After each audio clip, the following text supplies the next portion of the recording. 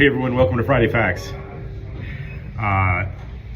So the good news this week is Gordon IR no longer are interested in doing PICC lines. So we're going to pick up all that outpatient business. That should be about 3 lines a week at Gordon IR that we will be doing. They'll be done in the IR department, and those will all be scheduled lines. Yep. Second thing that's good news is Paulding is no longer going to be placing, well, the pulmonologist at Paulding will no longer be placing CVC. So that you should see an increase in CVC business as well as the VASCATH business, which we already have.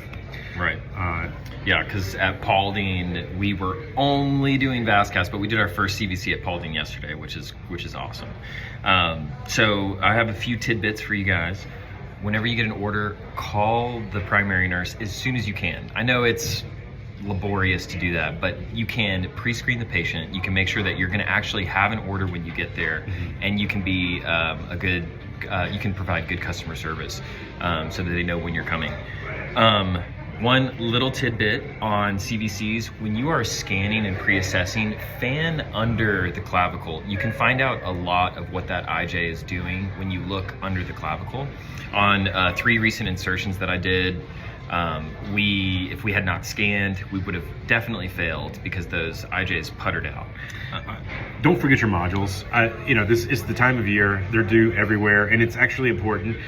I know it's redundant, but it's important for everyone that you get yours done, because there's some places that look at all of us, our contract as a whole, if everyone's not complete. So please don't sit on that. They need to be done this weekend. Yeah, we have some pretty big deadlines for actually, I think today. Is it today or this weekend? The 30th. Oh, the 30th, yeah. So the 30th is the final deadline.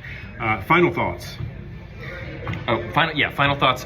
Rounding, guys, if you are trying to improve an account and provide more service at a facility, there is nothing wrong with being present at that facility, increasing your response times, talking to the nurses. Those things matter. Absolutely. Just being available, walking around. Does anyone need anything? I'm here. I'm going to be here for the next hour.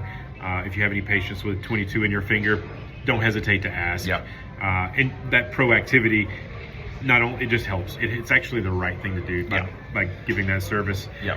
Oh yeah, it's trivia time. It guys. is trivia time. Last week, the answer was the pH below 5 or above 9 does require central access. Yep. We're going to do things a little differently.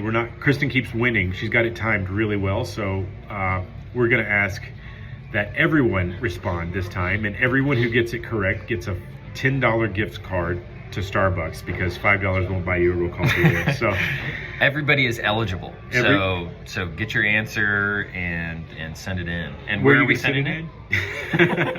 404-490-0072. Nathan, what is that number? 404-490-0072. That's where all orders should be going into. And the question this week is... Yep, question this week is, okay, it's a 2-part question. So you got to answer the first question right, and then the first question designed by Kristen, who is, we'll leave that alone.